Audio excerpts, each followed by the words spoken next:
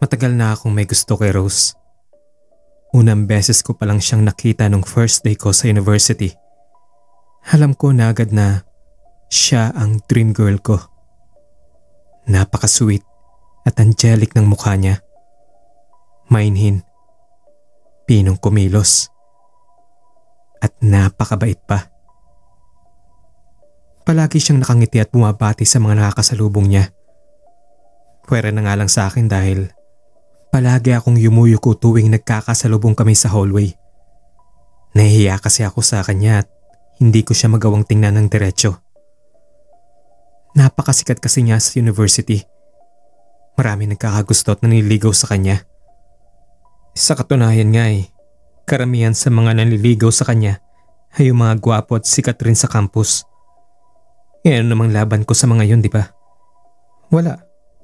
Walang panamang isang geek na katulad ko kung ikukumpara sa mga varsity players at modelong may gusto sa kanya. Palagi ko siyang ini-stalk sa social media at palihim ring sinusubaybayan ang kanyang ginagawa sa school. Hindi naman sa creepy ako o obsessed sa kanya. Sadyang curious lang talaga ako at gusto ko siyang mas makilala pa. Habang tumatagal, mas lalo akong nahuhulog sa kanya.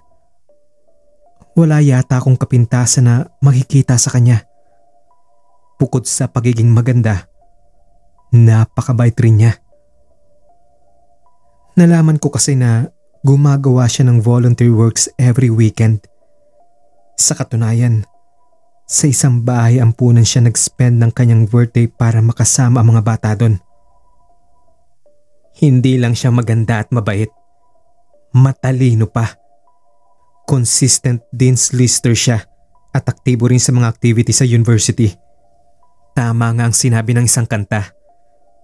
Nasa kanya na ang lahat. Habang mas lalo ko siyang nakikilala, mas lalo akong nawawala ng pag-asa. Para kasi siyang isang bituin na napakahirap abutin. Para bang nakakahiya para sa isang tulad ko na pangarapin ang isang tulad niya. Pero hindi ko inaasahan na posible naman palang magkatotoong suntok sa buwan kong pangarap. Isang milagro ang naganap nang makabunggo ko ang isang matandang lalaki sa labas ng school. Sira-sira ang kanyang maruming damit, magulong buhok, at literal na taong grasa ang itsura. Nadapa siya sa simento nang mabunggo sa akin. Mabilis ko naman siyang sinaklolohan at nagpasalamat pa siya sa akin. Pero dahil naawa na rin ako, binigyan ko siya ng pagkain na hindi ko pa nagagalaw. Inabutan ko rin siya ng maliit na halaga upang may pangkain pa siya mamaya. Nagpasalamat naman sa akin ang matandang lalaki at biglang hinawakan ng kamay ko. Sa umpisa ay kinabahan ako at nagtaka. Binigyan niya ako ng misteryosong ngiti bago nagsalita. Umiibig ka sa isang dalaga na imposibleng magkagusto sa'yo. Po? Teka, paano niyo po nalaman yun? Hinabot niya ang kanang palad ko. Ipinikit ang mga mata at sumambit ng tila isang inkantasyon. Nagtindigan ang balahibo ko at gusto ko na sanang pigilan siya.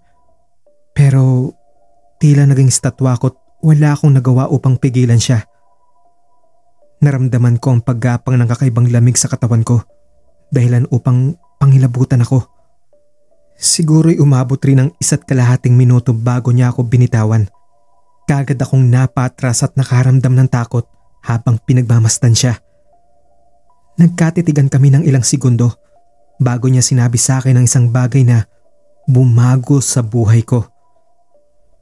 Ilagay ko raw sa ilalim ng unan ko ang litrato ni Rose sa loob ng 6 na gabi.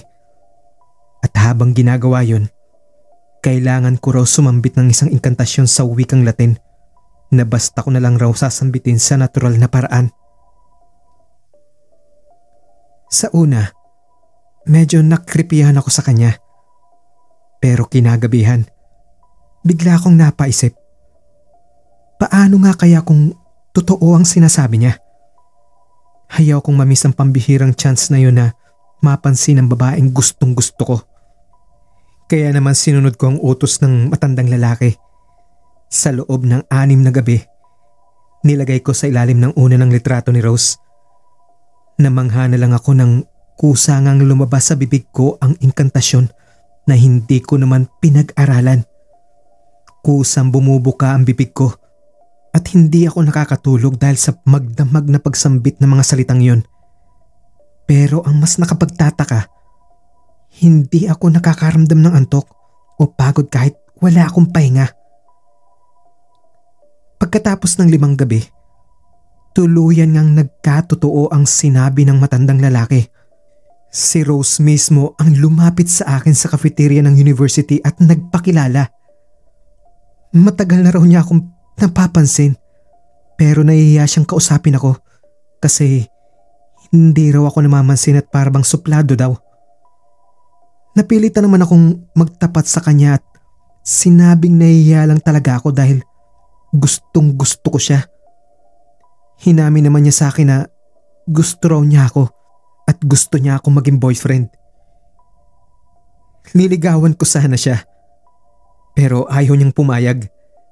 Bakit pa raw namin patatagalin ang mga bagay-bagay kung pareho naman kami ng nararamdaman? Aksaya lang daw sa orasyon. Sa totoo lang, hindi ko ina-expect yun mula sa kanya. Pero dahil nga nabulagan ako ng matinding pagkakagusto sa kanya, hinayaan ko lang ang gusto niyang mangyari.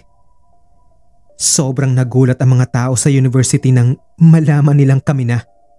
Grabe rin naman kasi itong si Rose kung paano niya ako i-flex sa mga tao. Gusto niyang palagi kami magkasabay pumasok sa school. At higit sa lahat, ay dapat lagi kami magkahawak ng kamay. Bilang mahiyaing tao at hindi naman sanay sa pinapansin ng marami, hindi ko maiwasang ma-awkward sa pakikipag-PDA niya. Nang minsan ko siyang kausapin tungkol doon, nagalit siya at nagtampo. Pakiramdam daw niya ay ikinahihiya ko siya. Pinipilit pa nga niya akong i-post ko siya sa social media upang patunayan na mahal ko talaga siya. Bagamat masaya ako na girlfriend ko na siya, minsan ay nahihirapan akong makitungo sa kanya. Minsan pa nga ay hindi na ako sigurado kung blessings ba ang pagdating niya sa buhay ko o isang malaking pagkakamali. Umabot kasi sa sukdulan ng lahat ng magkaroon ako ng partner para sa isang school project. Si Mindy. Simple siyang babae pero sobrang talino at seryoso sa pag-aaral.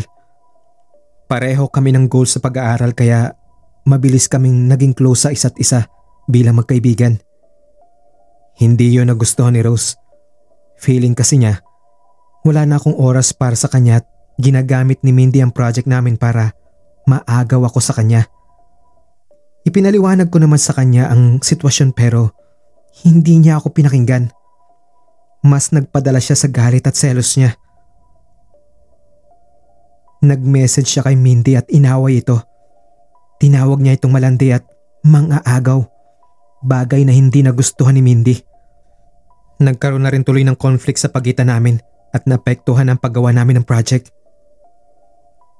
Gustuhin ko mang magalit kay Rose, hindi ko naman magawa dahil mahal na mahal ko siya. Nang gabi ding iyon ay pinapunta niya ako sa tinutuluyan niyang apartment. Gusto daw niya akong makausap tungkol sa relasyon namin. Natakot ako dahil baka makikipaghiwalay na siya sa akin.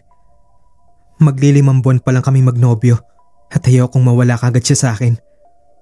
Kaya naisip ko sa panahong yun na kung kailangan kong lumuhod sa kanya ay gagawin ko. Ang totoo, iyon ang unang beses kong makakapasok sa apartment niya. Napaka-private kasi niyang tao at tuwing inihatid ko siya pauwi, hindi niya ako inaayang pumasok. Naisip ko naman na baka ayaw lang niya talagang mapag-isa kami sa loob ng apartment niya dahil baka kung ano ang isipin ng mga tao. Rose? Rose? Nandito na ako! Rose! Mugto ang mga mata niya nang pagbuksan ako ng pinto. Sobrang gulo rin ang kanyang buhok at nanlalalim ang paligid ng mga mata na parang kulang sa pahinga. Babe, ano bang nangyari sa'yo? Ano, may sakit ka ba? Sinubukan ko siyang hawakan pero bigla niya akong kinaladkad papasok. Malakas niyang isinara ang pinto at inilak yun. Teka lang babe, ano ba? Babe, ano ba nangyayari sa'yo? Hindi niya ako sinagot. Bagkus ay dinala niya ako sa isang pababang hagdan. Wala naman akong nagawa kundi ang sumunod sa kanya. Bumaba kami sa nasabing hagdan at naglakad sa isang tila madilim na tunnel. Ang lamig doon, kaya kinilabutan ako. Hindi ko alam kung anong nangyayari at kung ano ang balak niyang gawin. Ayaw niya pa rin kasing magsalita. Hanggang sa huminto kami sa harap ng isang pinto. Binuksan niya iyon at pumasok kami doon. Napasingap ako at nasuka sa tumambad sa akin. Makikita doon ang bangkay ng mga lalaki na basta na lang isinampay na parang mga nilabhang damit.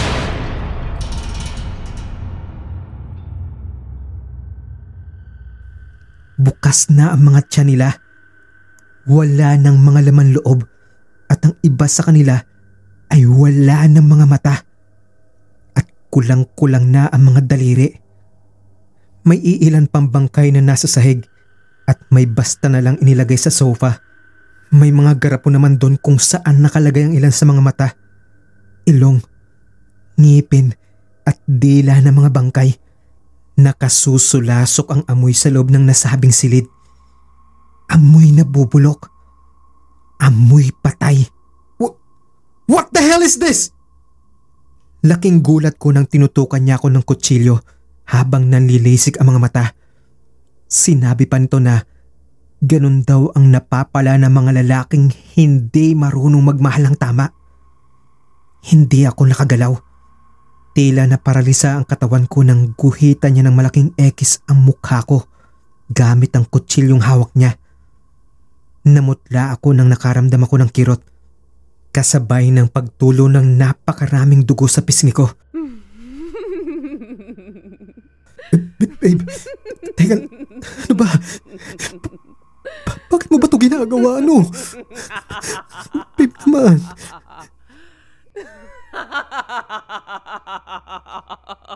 Humalakhak siya ng napakalakas nang makitang takot sa mukha ko. Sa pagkakataong yun, ibang-iba na siya sa Rose na nakilala ko at ng maraming tao. Sa oras na yun, isang demonyo na ang tingin ko sa kanya. Habang pinupupog niya ako ng halik, paulit-ulit niyang sinasambit na sa kanya lang daw ako at walang ibang pwedeng magmay-ari sa akin. Marahas ang bawat paghalik niya.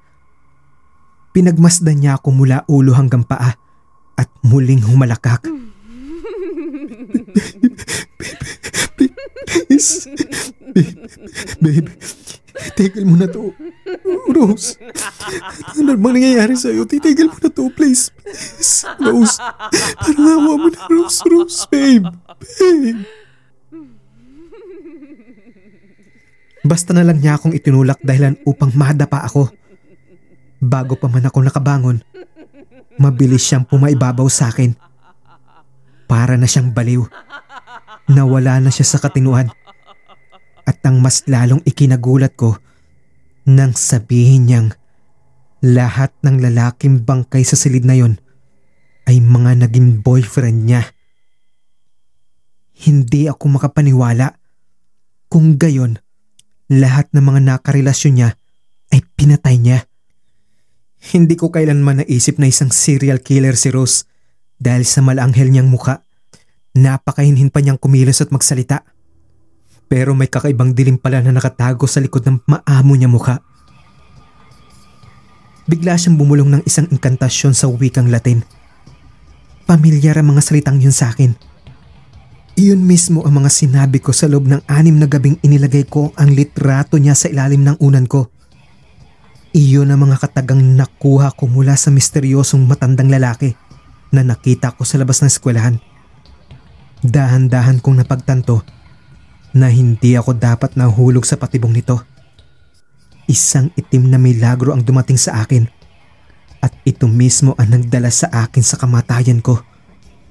Dapat ay hindi ko pinilit ang isang bagay o isang tao na hindi nakatakda para sa akin. Tanging malademonyong halakak lang ni Rose ang pumailan lang sa loob ng silid na yon. Habang sinasabi niya mga salitang sa kanya lang daw ang bawat parte ng katawan ko, lalo na ang puso ko.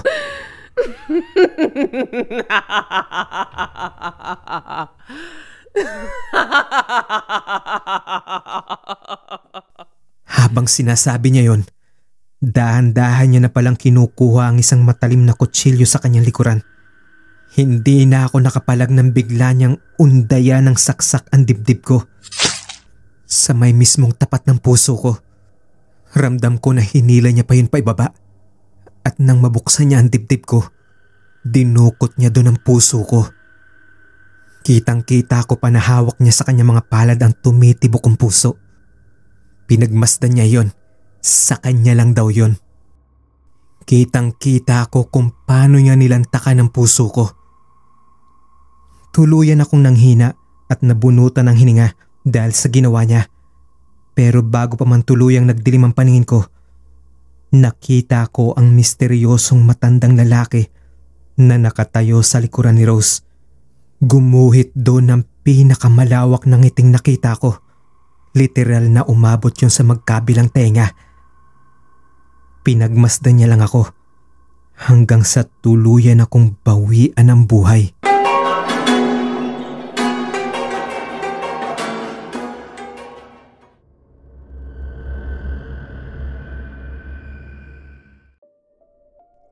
Magandang araw sa inyo, Imagination. So gusto ko lang sana i-promote ang channel na Talk at Stories. So ito po is parang kino-consider ko na rin na parang side channel na rin ng channel ko kasi isa po ako sa admin dito. Ito po isang Talk at Stories. So dito po sa YouTube channel na ito, hindi po siya more on narration, more on parang radio drama po siya. Technically radio drama po talaga siya kasi konti lang yung narration. So ang kasama ko po dito is mga co-dramatista ko po.